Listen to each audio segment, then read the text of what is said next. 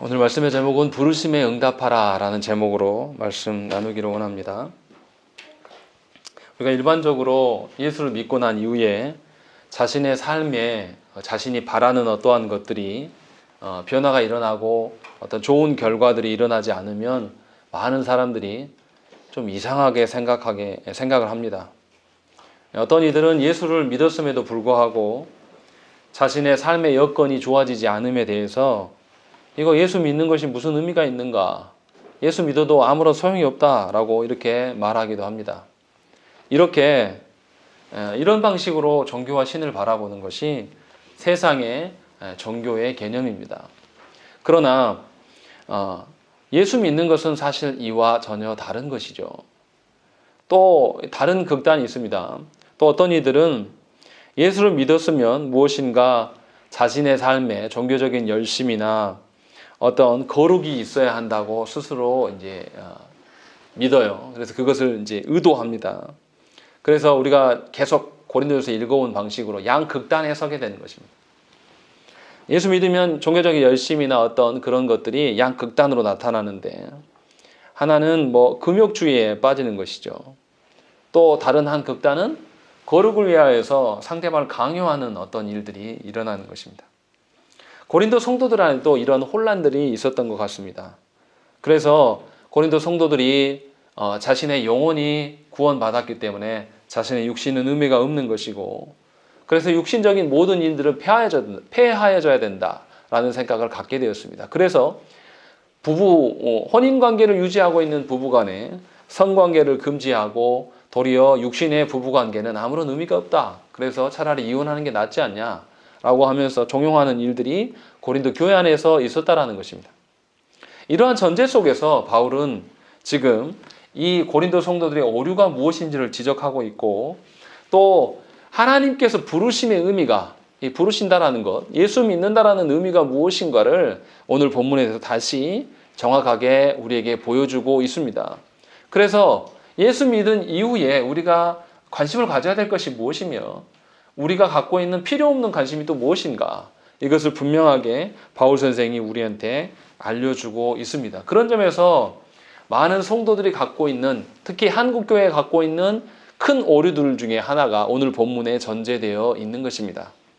예수 믿고 나면 내 삶이 내가 원하는 쪽으로 바뀐다든지, 아니면 좀 더 거룩한 방식으로 내가 예수 믿고 나면 내 거룩의 일들을 위하여서 내가 무엇인가를 열심히 행하는 것, 이 양극단이 하나님 앞에서 그리 좋지 못하다라는 것을 바울 사도는 지금 우리에게 이야기를 하고 있는 것입니다.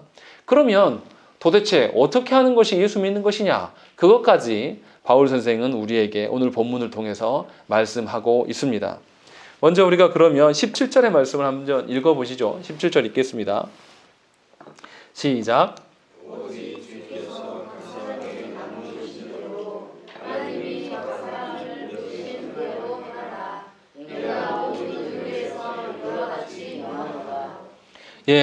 바울 선생이 17절에서 하나님이 각 사람을 부르신 그대로 행하라 라고 이렇게 말씀하고 있습니다. 부르신 그대로 행하라고 권면하는 것이 무엇 때문에 이렇게 행하는 것일까요? 또 이것은 무슨 의미일까요? 고린도 성도들이 성도가 되어서 영적인 구원을 이미 이룬 것으로 보았기 때문에 육적인 것들을 무가치하고 의미 없는 것으로 여겼습니다. 그래서 육적인 일들을 다 폐하해야 된다.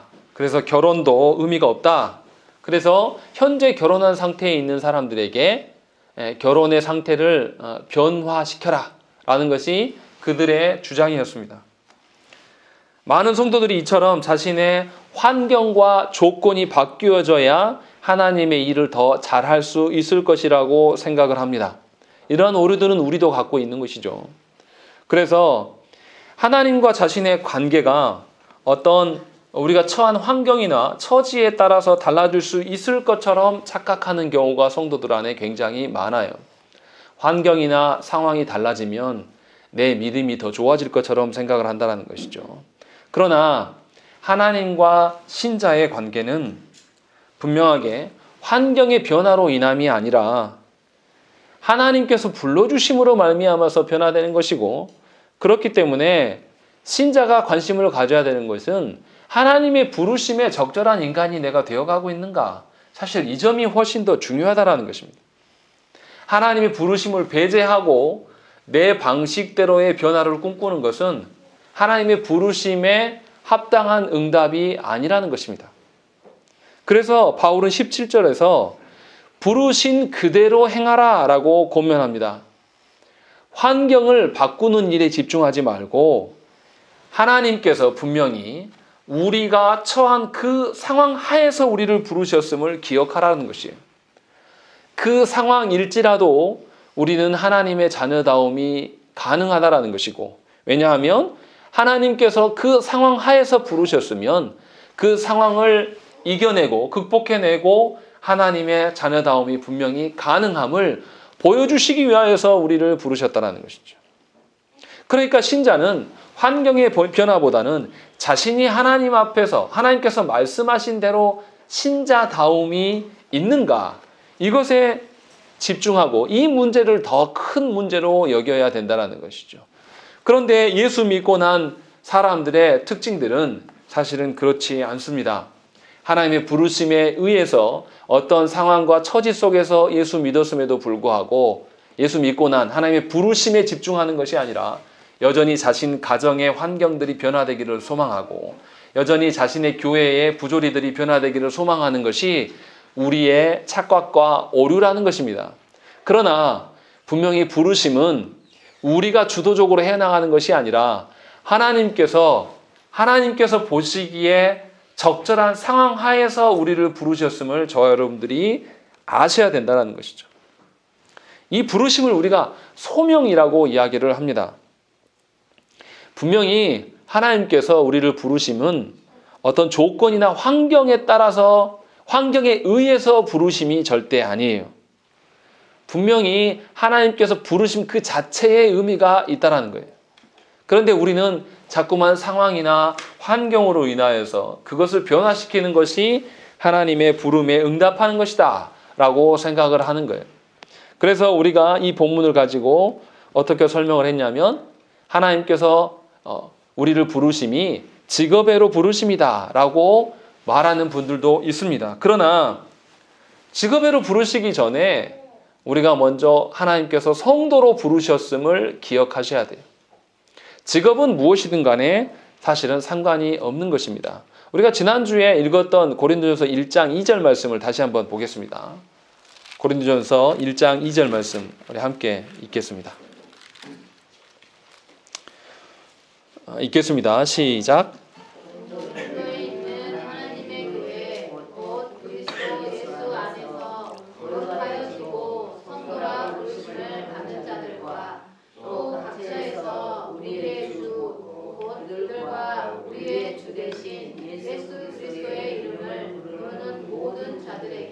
예, 분명히 여기서 뭐라고 되어 있습니까?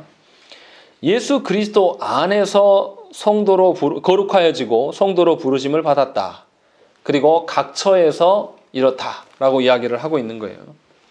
하나님께서 예수 그리스도를 통해서 우리를 부르셨음을 분명히 알아야 된다는 것이죠. 우리가 어떻게 함이 아니요, 우리의 환경이 어떻게 변화됨으로 우리를 부르심이 아니고 예수 그리스도를 통하여서 우리를 부르셨기 때문에, 그리고 거룩해 하셨기 때문에 우리가 하나님의 부르심에 우리가 집중해야 될 것은 우리의 거룩인 것이지 우리의 환경의 변화가 절대 아니라는 것입니다. 분명히 각처에서 예수 그리스도의 이름을 부른다라고 이야기를 하고 있는 거죠. 다시 말하면 우리가 속한 처지, 어떤 그런 우리의 각각의 환경들, 그 안에서 하나님의 부르심에 응하라라는 것이에요. 그 환경을 탈피하고 그 환경을 벗어나가는 것이 하나님의 부르심이 아니라는 것입니다. 그런데도 우리는 예수 그리스도께서 우리 가운데 와 계시고 성령 하나님이 내 안에 내주하심이 의미를 두는 것이 아니라 여전히 내 삶의 변화를 이뤄내는 것, 여전히 내 삶의 역사에서 내가 뭐가 좋아지는 것, 이런 방식으로 예수의 삼위 하나님의 부르심을 오해하고 있다는 것입니다. 분명히 성부께서는 우리를 거룩해 하시기 위하여서 예수 그리스도를 내어주셨습니다. 그리고 죄인된 우리의 더러운 입술로 말미암아 예수님의 이름을 담지할 수 있게 허락해 주셨어요. 그래서 우리가 예수님을 주님이라고 부를 수 있는 것입니다. 이것이 사실은 굉장히 귀중한 이야기고 아주 중요한 것이고 우리가 하나님의 부르심에 응할 수 있는 가장 강력한 방편입니다. 그런데 이것을 내려놓고 우리는 항상 예수 그리스도가 아닌 하나님의 부르심이 아닌 내 생각과 어떤 내 판단력에 의하여서 내 상황을 변화시키는 것, 이것이 예수 믿는 것이고 이것이 신앙생활이다 라고 이야기를 해서 우리의 기도 제목이 전부 그러한 것으로 도배되어 있는 경우가 너무나 많습니다. 고린도 성도들하고 하등에 다를 것이 없어요. 고린도 성도들 안에 음란과 파당 짓는 일들과 그로 말미암아 서로 비방하고 정말로 좋지 못한 교회의 전형을 보여줌에도 불구하고 그들이 생각했던 그런 고민들이 여전히 우리들 안에게도 동일하게 있는 것이고 그것으로 말미암아 예수 믿으면 뭔가 달라져야 될 것처럼 내가 열심을 내고 내가 무엇을 해야 될 것처럼 생각하는 분들이 교회 안에 참으로 많다는 것입니다. 그러나 죄송하지만 그런 식의 신앙생활은 여러분들이 갖고 있는 죄인으로서 갖고 있었던 세상의 종교 행위에 불과한 것이지 하나님의 부르심에 응한 것이 절대 아니라는 것입니다. 그러니까 그리스도인들은 내 상황이 그대로 있어도 상관이 없어야 되는 거예요. 하나님께서 부르신 그 자체에 의미를 두어야 된다는 것입니다. 그래서 17절에 또 바울 사도가 무슨 이야기하냐면 오직 주께서 각 사람에게 나누어 주신 대로 이렇게 이야기하고 있는 것이죠. 하나님께서 각 사람에게 나누어 주신 대로라고 강조하고 있는 것입니다. 여기서 나누어 주심의 의미는 무엇일까요? 하나님께서 이스라엘 백성에게 땅을 나눠주신 것을 한번 생각을 해보십시다. 분명히 구약의 이스라엘에게 하나님의 약속의 땅에 들어가게 하실 때에 아직 약속의 땅이 다 정복되지 않았음에도 불구하고 하나님께서 지파별로 땅을 분배해 주십니다.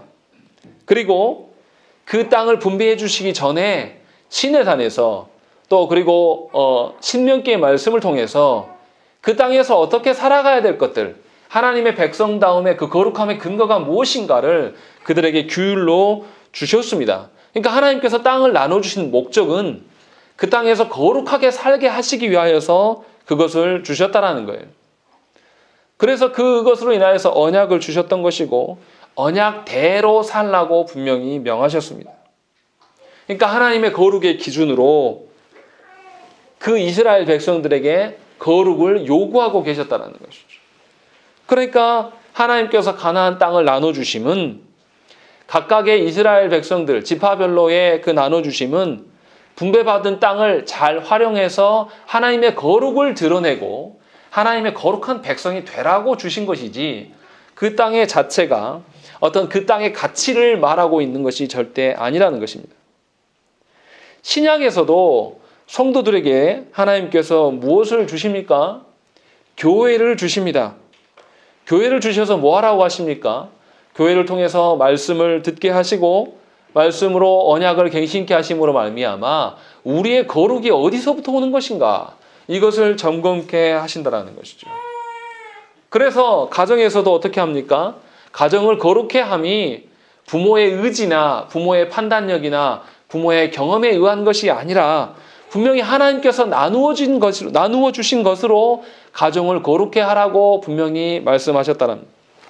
그렇기 때문에 모든 성도는 자기가 예수 믿고 난 이후에 무엇인가를 행하려고 할 것이 아니라 하나님께서 나누어 주신 것이 도대체 무엇인가 이것을 찾는 일에 열심을 내야 된다는 것입니다. 하나님께 나누어 주신 것을 받는 일에 익숙해져야 된다는 거예요. 자신이 처한 환경이 변화되지 않을지라도 왜 하나님께서 이러한 상황과 환경 속에서 나에게 말씀을 주시고 나누어 주시는 것이 있는가? 그것에서 하나님의 선하신 뜻을 발견하고 하나님이 도대체 나와 내 가정과 교회를 어떤 방식으로 이루고 가시려고 이것을 주시는 것일까? 이런 관점으로 하나님의 요구를 받는 일에 우리가 열심을 내야 된다는 것입니다. 하나님 앞에서 받지도 않았으면서도 무엇인가를 열심히 행하려고 하는 것, 그것은 하나님의 나눠주심과 하나님의 부르심에 대해서 합당하게 응하는 태도가 아닙니다. 교만한 거예요. 하나님이 불러주신 그 자체의 의미와 가치를 전혀 인정하지 않는 것입니다. 이런 방식으로 교회와 가정을 세워가려고 하는 자들이 사실 우리들 아닙니까? 가정을 세울 때도 내가 꿈꾸던 가정을 설계하고 계획하고 그 꿈꾸던 가정에 부합한 배우자를 찾고 그리고 그 자녀를 하나님께 점검함 없이 내가 원하는 방식으로 아들이면 좋겠다, 딸이면 좋겠다, 또 태어난 아이들은 어떤 방식으로 자랐으면 좋겠다라고 우리가 설계하고 그것을 소망하지 않습니까? 또 그렇게 가정을 일궈오시지 않았습니까? 그러나 하나님께서 우리를 부르심은 거기에 있지 않다는 것입니다. 분명하게 우리를 부르신 그 자리에서 하나님께서 우리에게 나눠주신 그 자리에서 우리가 하나님의 요구사항에 집중해야 되는 것입니다. 그리고 하나님께서 나눠주실 때 지파별로 동등한 조건과 동등한 크기와 동등한 상황 하에서 나눠주신 것이 절대 아니에요.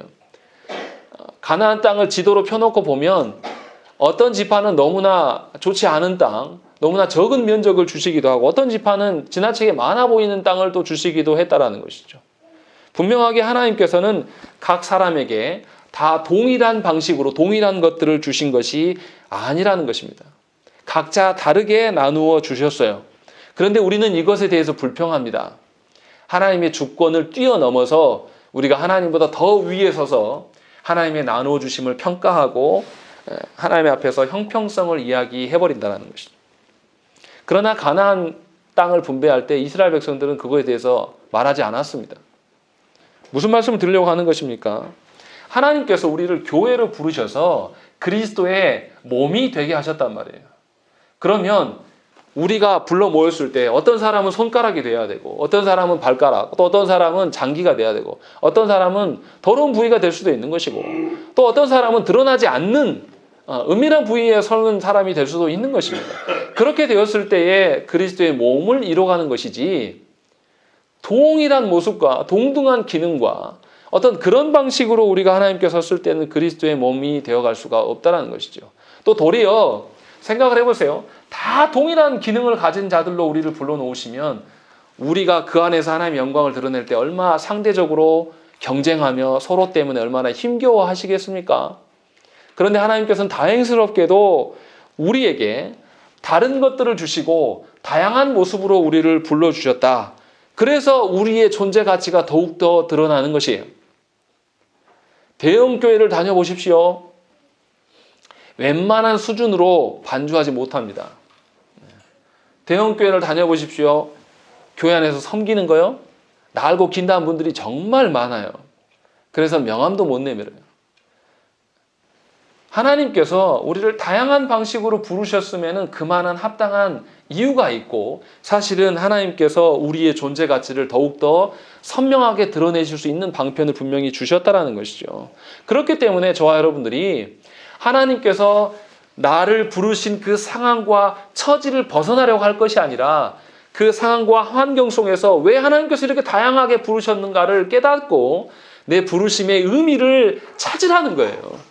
그것이 우리가 하나님의 부르심에 응하는 방식이라는 것입니다. 그런데 그것이 아니고 우리 가정도 남들처럼 재정적으로 자립해야 되고 우리 가정도 남들처럼 우리 가정 안에서 자녀들이 엄친아가 나와야 되는 것이고 우리 가정도 자녀들 다른 가정처럼 여행을 다녀야 되는 그리고 또 무엇인가를 영향력을 행사해야 되는 것처럼 생각하며 살아가는 그 모든 것들이 사실은 하나님의 부르심의 기준으로 볼 때에 헛된 것이라는 것입니다. 하나님이 우리를 부르실 날이 있을 겁니다. 우리의 육신의 삶이 다 끝나고 주님 앞에 서게 될 날이 있을 때에 우리 하나님께서 우리를 보며 너는 왜 부르신 자리에서 순종하지 않았냐라고 물으시면 우리가 뭐라고 답하겠습니까? 도리어 하나님을 향해서 1달란트 받은 종처럼 하나님 왜 5달란트 주시지 않았습니까? 이렇게 우리가 물을 수 있는 자격이나 있습니까? 사실은 우리는 그런 자격이 하나도 없습니다. 그냥 불러주신 그 자체만으로도 충분히 감사해야 될 자들이에요.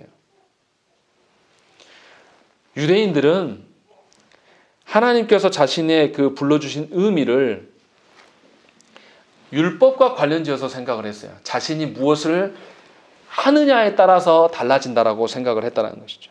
그리고 그것을 자신의 사명이라고 여겼습니다. 이러한 생각들도 우리들에게 있습니다. 그래서 하나님의 부르심 그 자체에 집중하는 것이 아니라 우리가 무엇을 교회 안에서 해내는 것으로 무엇인가를 하나님의 자녀됨을 증명해 보이려고 합니다. 그래서 내 자녀가 변화되고 내 자녀가 뭔가를 결과를 이뤄내는 것이 나의 업적인 양 생각하는 경우가 많으나 하나님 보시는 것은 그것을 보시지 않습니다. 여러분들의 자녀의 영혼의 변화 누가 하십니까? 하나님이 하시지 여러분들이 하신 게 아니에요. 여러분들의 의지를 불태워봤자 하나님 앞에서는 범죄밖에 되지 않습니다. 하나님이 결코 기뻐하지 않는다라는 것이죠. 그래서 바울 사도도 무슨 이야기를 합니까? 18절과 19절 말씀 우리 한번 읽겠습니다. 읽겠습니다. 시작.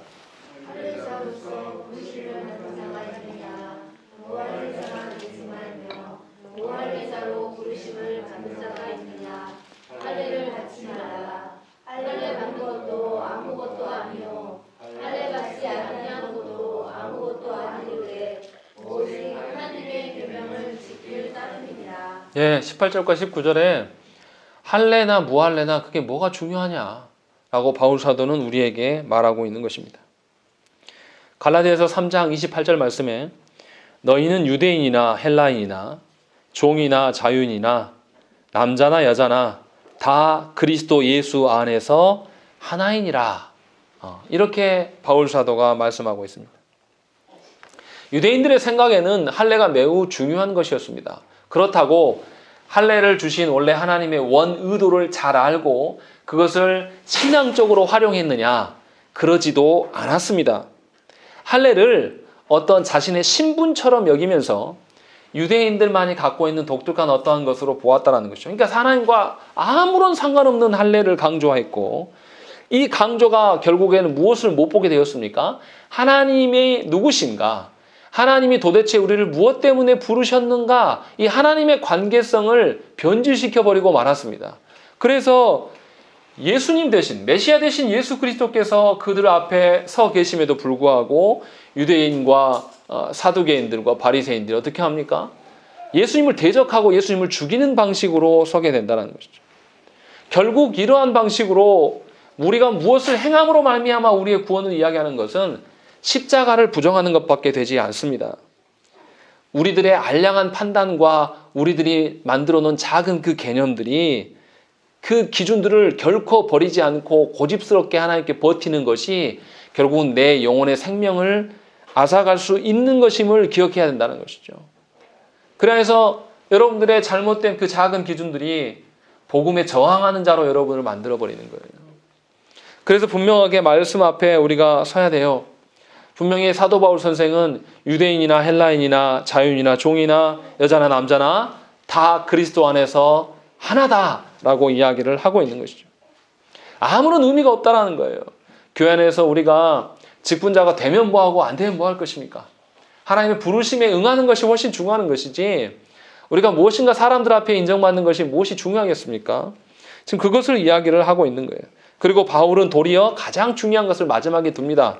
19절 마지막에 뭐라고 되어 있습니까? 오직 하나님의 계명을 지킬 따름이니라 라고 되어 있는 것이죠. 자신이 이 땅에서 어떤 신분과 어떤 형편 속에서 사는 것보다 더 중요한 것은 하나님께서 명하신 말씀에 귀 기울이는 것입니다. 우리가 이 땅에서 무엇을 먹고 어떤 대우를 받으며 어떻게 외롭고 아니면 또 사람들과 많은 관계를 누리며 살아가는 일가 하나도 중요하지 않다는 거죠. 다시 말하면 민철 형제가 이제 가정을 꾸리고 계획하고 있는데 그 가정이 우리가 생각하는 것처럼 다복하고 화복하고 또 많은 자녀들을 낳아서 뭔가 이뤄내는 것이 그것이 목적이 되어서는 안 된다는 것입니다. 분명히 하나님의 부르심이 드러날 수 있는 가정 되기를 소망해야 되는 것이고 자신의 형편과 상황이 문제되는 것이 아니라 어떠한 처지 속에서도 하나님께서 우리 가정을 놀랍게도 세워가시는 것 그것을 보는 것이 우리의 목적이 되어야 된다는 것이죠.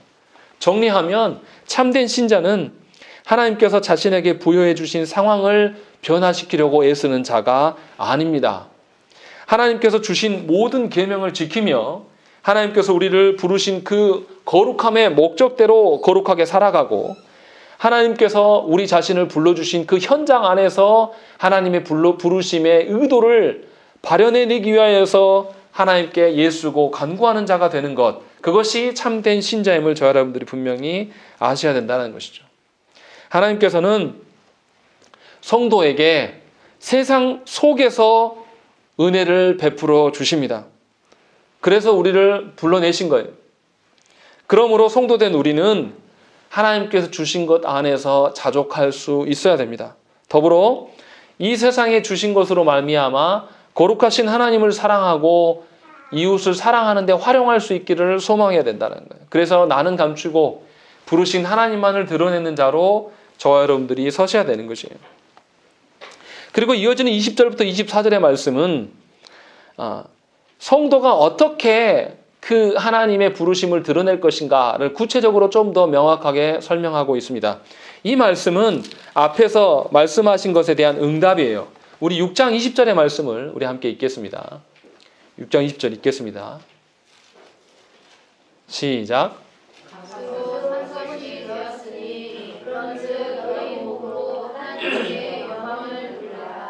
예, 분명히 6장 20절에서 고린도 성도들에게 몸으로 하나님께 영광을 돌려라 라고 권면을 했습니다. 이것에 대한 응답으로 20절과 7장 20절과 24절에 말씀을 하고 있는 것입니다. 어떻게 우리 몸으로 부르신 처지에서 그런 상황 하에서 하나님께 영광을 돌릴 수 있을 것인가, 이것에 대해서 이제 친절히 설명을 하고 있습니다. 20절과 21절 말씀을 보시면 우리 한번 읽겠습니다. 20절과 21절 말씀 읽겠습니다. 시작.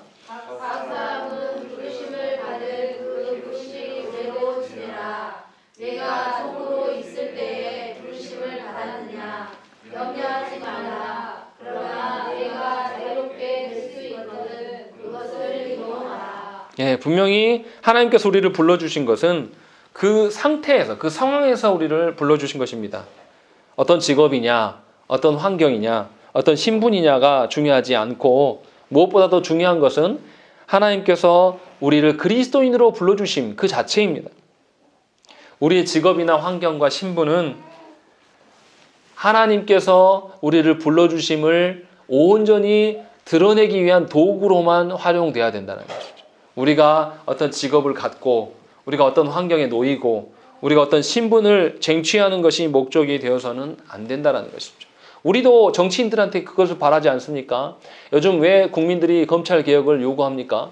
검찰이라는 막강한 권력을 향해서 뭐 하는 거죠?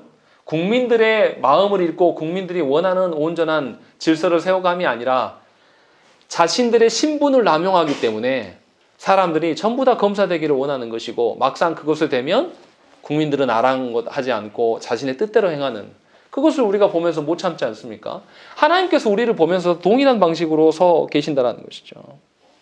분명하게 17절에서 말한 것처럼 하나님께서 나누어 주심을 통해서 상대적인 관점으로 우리의 직업이나 환경이나 어떤 신분들을 논해서는 안 된다는 것입니다. 그저 하나님의 온전하심을 드러내는, 하나님이 우리를 불러주심에 대한 개념으로서 활용하는 도구에 지나지 않아야 된다는 것이죠. 그래서 만약에 정치인들이 자신이 어떤 자리에 있든지 간에 국민의 의중을 알고 국민이 기뻐하는 방식으로 서게 된다면 그 사람은 정치의 어떤 자리에 뒀든지 계속 국민에게 쓰임 받을 거예요. 마찬가지로 하나님의 부르심 앞에서 우리가 하나님의 주신 것을 상대적으로 바라보면서 불평불만하는 것이 아니라 어떠한 처지 속에 있을지라도 하나님께서 주신 것을 온전히 드러내기 위해서, 하나님 부르심을 드러내기 위해서 선달하면 하나님께서 우리를 기뻐하시고 우리를 더 활용하실 것이라는 것이죠. 도리어 내가 힘든 상황과 힘든 직장과 어려운 처지에 놓여 있을 때에 그 직장이 괴롭고 힘들지만 그 안에서 하나님의 주권을 온전히 드러내기 위해서 내가 애쓰고 몸부림이 있다라면 왜 하나님이 우리를 모르시겠습니까? 왜 하나님이 그 상황 속에서 역사하지 않으시겠습니까? 우리가 이것을 알아야 된다는 것이죠. 그런데 바울 사도는 무엇을 말합니까? 21절 말씀 보시면 그러나 네가 자유롭게 될 수 있거든 그것을 이용하라 라고 이야기를 하고 있는 것입니다. 무조건적으로 하나님께서 부르신 우리의 상황 안에 머물러 있어라 라고 말하지만은 않습니다. 21절에 나와 있는 것처럼 분명히 자유롭게 될 수 있으면 자유롭게 해라 라고 말씀하고 있는 것입니다. 무슨 말씀입니까? 그리스도께서 부르심을 더 부각하기 위해서 자유를 활용하라는 의미로 지금 말씀하는 것이지 무엇인가 내 환경을 변화시키기 위해서 가라는 의미가 아닙니다. 다시 말하면 내 직장이 있는데 내 직장보다 더 많은 수입이 보장되는 그런 직장이 있다면 가야 되겠죠. 그러나 가는 목적이 수입이 되어서는 안 된다는 것이죠. 도리어 하나님의 그 부르심을 저 자리에 가서도 내가 온전히 더 드러내겠다라는 마음으로 하나님 주신 자유를 활용하라는 것이죠. 그런 점에서의 자유의 활용을 허락하고 있는 것이에요. 이처럼 그리스도인에게 하나님께서 주신 그 자유를 활용할 기준이 필요합니다. 하나님께 먼저 무엇을 해야 되겠습니까? 부르신 자리에서 자족할 수 있는, 감사할 수 있는 그런 자세가 그리스도인들에게 필요해요. 또 두 번째는 하나님께서 나를 부르신 그 자리에서 나눠주신 것이 도대체 무엇이냐? 이것을 달리 말하면 하나님께서 나를 부르신 그 현장 안에서 나에게 구체적으로 요구하시는 사명이 무엇인가를 찾으라는 것이죠. 이것이 먼저 선행되어야 한다는 것이죠. 어떤 사람들이 부러워하는 것, 어떤 자신의 능력보다 더 많은 것들을 욕심부려서 어떤 그런 자질을 차지하는 그런 방식으로 자유를 활용할 것이 아니라 주께서 불러주신 그 자리에서 하나님의 의중을 살피는 일에 열심을 내는 자, 그런 자가 하나님의 자유를 활용할 수 있다는 것입니다. 또 그리고 무엇보다도 가장 중요한 것은 내 자신이 거룩하게 변화될 수 있는가, 그리고 나로 말미암아서 하나님 나라가 온전히 드러날 수 있을 것인가, 이러한 기준들이 선행되어야 되고, 이러한 기준이 있는 자가 하나님의 부르심이 있는 곳에 설 수 있고, 또한 하나님의 부르심이 옮겨갈 때에, 내 환경이 바뀌어질 때에 또 다른 자리에 자유를 활용할 수가 있는 것입니다.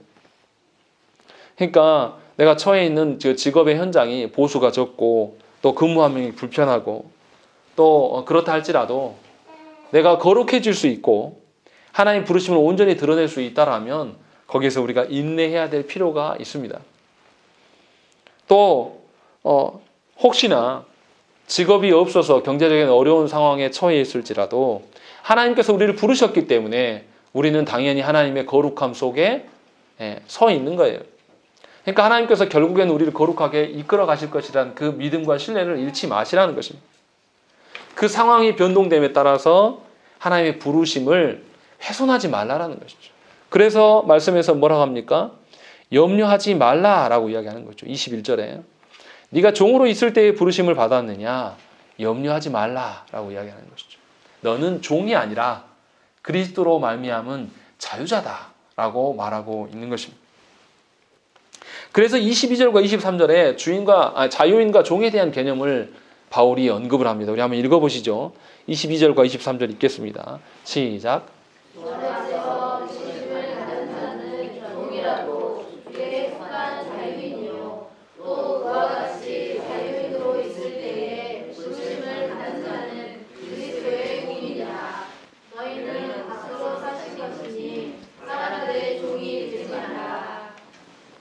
예, 우리는 그리스도께서 자유케 하신 자유인이에요.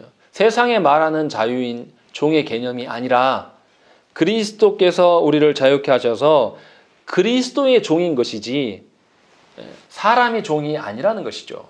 그래서 그리스도를 섬기기 위하여서 우리가 종된 자들로 살아가야 된다는 것이죠. 그렇기 때문에 내가 자유인이든지 종이든지 이것은 별로 중요하지 않습니다. 중요한 것은 그리스도께서 나를 기억하시고 나를 위하여서 값주고 사주셨다는 것이죠. 그러니까 내가 만약에 자유인이었다면 자신의 자유를 방종하는 방식으로 활용하는 것이 아니라 주인 대신 예수 그리스도를 위하여서 자기의 자유를 거기에 복종시키는 그런 종의 모습이 드러나야 되는 것이고, 같은 논리로 종으로 내가 부르심을 받았다면 진짜 주인을 위해서 살아가야 되는 것이죠. 육신의 어떤 주인을 위하여서 살아감이 아니라 영육간의 영원한 주인이신 예수 그리스도를 의식하면서 진짜 주인이 누구인가를 육신의 주인에게 드러낼 수 있는 자로 살아가야 되는 것입니다. 그러니까 그리스도인들은 노예라 할지라도 단순한 노예가 아닙니다. 그리스도인들은 자유자라 할지라도 그냥 단순한 자유를 만끽하는 자들이 아니라는 것입니다. 분명히 그리스도께서 값주고 사신 자들이기 때문에 그리스도의 종된 자들로 우리가 서 있다는 것입니다. 로마서 6장 19절에 너희 육신이 연약함으로 내가 사람의 이해대로 말하노니 전에 너희가 너희 지체를 부정과 불법에 내주어 불법에 이른 것 같이 이제는 너희 지체를 의에게 종으로 내주어 거룩함에 이르라 라고 말씀하고 있고요.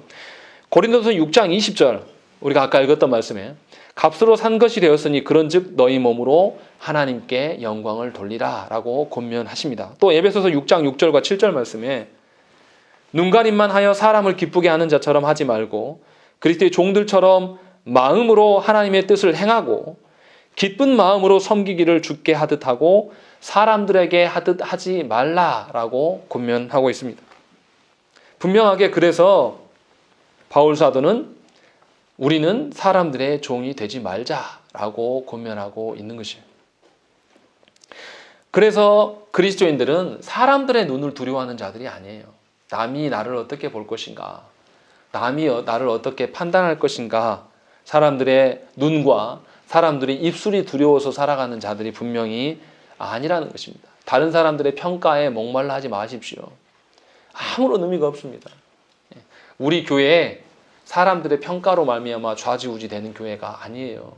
하나님께서 부르셔서 우리가 이곳에 서 있는 것이 하나님의 부르심 때문에 있는 자들임을 분명히 기억하셔야 되는 거죠. 그리고 마지막으로 바울 사도가 고민하는 말씀이 있습니다. 24절 우리 한번 읽겠습니다. 시작.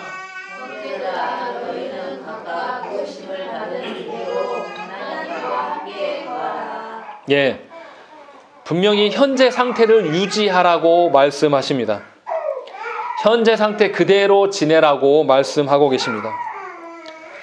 이 그대로 현재 상태 그대로 머물라라고 이야기하는 것이 7장 안에서 계속 반복되고 있어요. 8절에서도 10절에서도 20절과 21절과 24절에서 반복적으로 이 말씀을 계속 하신다는 것입니다. 무슨 말씀입니까?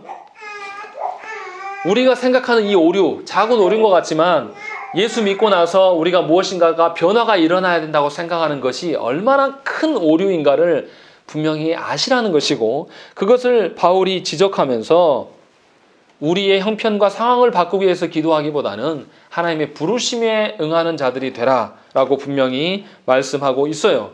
그래서 결혼한 자는 결혼한 대로, 독신의 은사를 받은 자들은 독신의 은사대로 설하는 것이고, 할례자는 할례자대로, 무할례자는 무할례자대로 하나님께 설하는 것이고, 자유인은 자유인대로, 종은 종대로 남아있으라고 분명하게 말씀하고 있는 것입니다.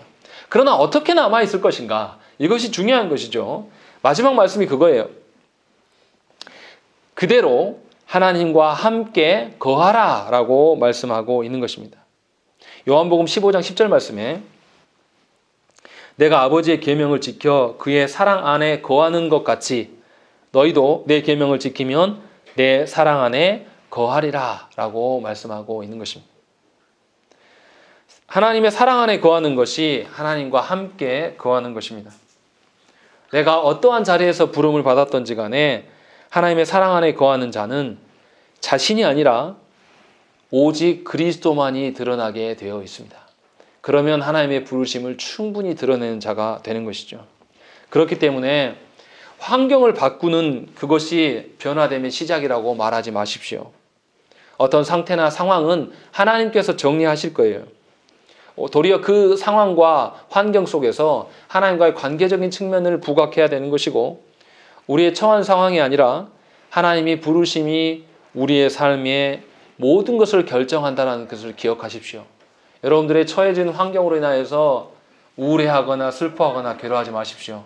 그것은 여러분들에게 아무런 의미가 없어요. 하나님이 우리를 부르셨기 때문에 하나님의 부르심에 우리의 모든 인생과 영생까지의 문제까지도 다 그곳에 달려있는 거예요. 그러니까 저와 여러분들이 하나님의 부르심에 집중하고 하나님이 불러주심에 감격하는 자로 살아가야 되는 것입니다. 성도의 거룩함의 현장은 예배드리는 이곳이 아닙니다. 세상 속에서 살아가는 거예요. 예배 시간에 받은 말씀으로 잠깐 우리가 한 근심을 내려놨다가 염려를 내려갔다가 일상으로 돌아가서 다시 근심을 붙잡는 것은 하나님의 부르심을 속이는 것입니다. 분명히 하나님이 부르신 그 세상 속에서의 현장을 잘 기억하시고 하나님이 나를 불러주셔서 내가 부름에 응답하는 자로 하나님께 서시기를 구하는 저 여러분 되시기를 간절히 축원합니다. 함께 기도하겠습니다.